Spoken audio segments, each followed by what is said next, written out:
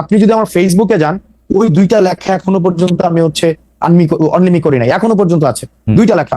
একটা হচ্ছে যে বঙ্গবন্ধুকে সেখানে হচ্ছে জন্মদিনের শুভেচ্ছা জানানো। যে আপনিও তো 2020, 21, 22, 23, 24 খুবই আগ্রহ ভরে বঙ্গবন্ধুর কথা লিখেছেন, স্লোগান দিয়েছেন, বক্তৃতা দিয়েছেন, খুবই সুন্দর করে কি বলে ক্রোড়পত্রে লেখা ছাপিয়েছেন। আপনি যেহেতু ভালো বলেন, অনেকে বুঝিয়েছেন, সেই ক্ষেত্রে সেইটা আপনি যখন আপনাকে দেখেন, আপনি এটাকে কিভাবে বিবেচনা করেন?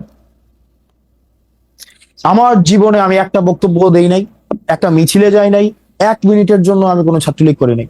আপনি যদি খুব খেয়াল করে দেখেন, আমি পুনরাবৃত্তি করছি, আমি আমার জীবনে পুনরাবৃত্তি করছি, 1 মিনিটের জন্য আমি আমি শেষ করি, 1 মিনিটের জন্য আমি ছাত্রলীগ করি নাই।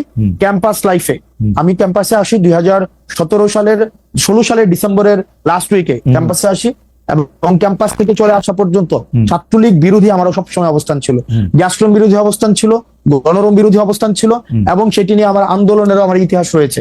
এখন আপনি যদি আমার ফেসবুকে যান, ওই দুইটা লেখা এখনো পর্যন্ত আমি হচ্ছে অনলিমি করি নাই, এখনো পর্যন্ত আছে দুইটা লেখা।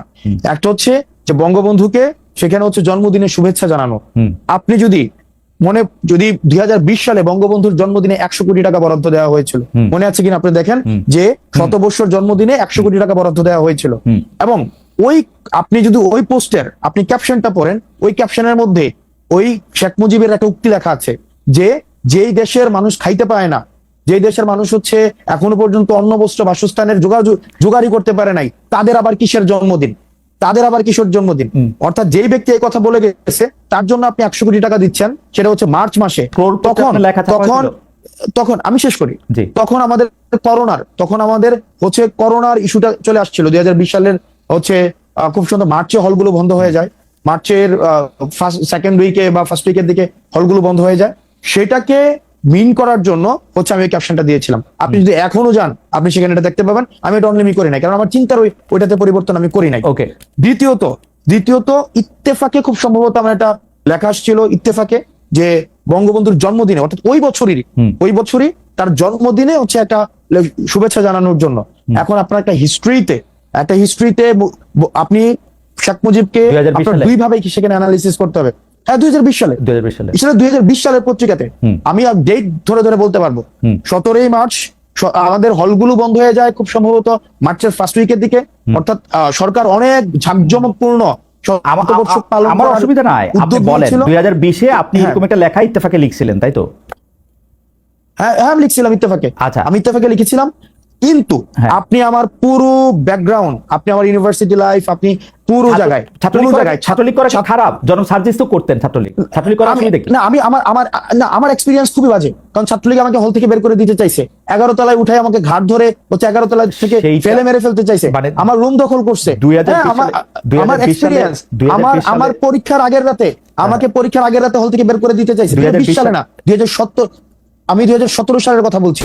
2017 সালে। ওকে, 2020 সালে আপনি যখন, এবং বিজয় 71 হলে আমি বিজয় 71 হলে যদি একজন ব্যক্তি ছাত্রলীগ বিরোধিতা সবসময় ভোকাল ছিল, কোন ধরনের হচ্ছে ওই যে মানে পেসিভ কোনো বিরোধিতা না, সেটা ছিলাম হাসনাত আব্দুল। আপনি খুঁজ নিয়ে দেখতে পারেন, বা এখনো পর্যন্ত আমার যারা ব্যাচমেট আছে, আমার বন্ধু যারা আছে।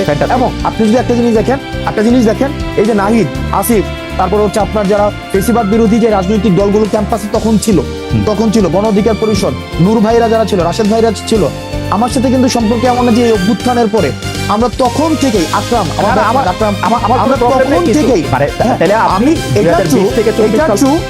না 2020 থেকে না, তখন থেকে ইউনিভার্সিটি ফার্স্ট ইয়ার থেকে আমি তখন থেকেই, হয়তো আমি কোনো রাজনৈতিক দলের ছিলাম না, গণ অধিকার পরিষদের ছিলাম না, স্যাডের ছিলাম না, কোনো স্টুডেন্ট এগেইনস্ট টর্চার একটা হচ্ছে সেখানে একটা হয়েছিল, স্টুডেন্ট এগেইনস্ট টর্চার, সালাউদ্দিন সিফাত এটা করেছে।